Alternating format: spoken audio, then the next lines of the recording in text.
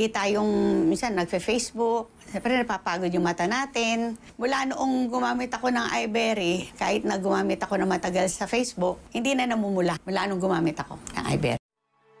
Nangisda mi, abutan sabi ng ulan at araw, nagkaroon ako ng katarata. iBerry ang nakatanggal sa katarata ko. Medyo wala na, hindi makati.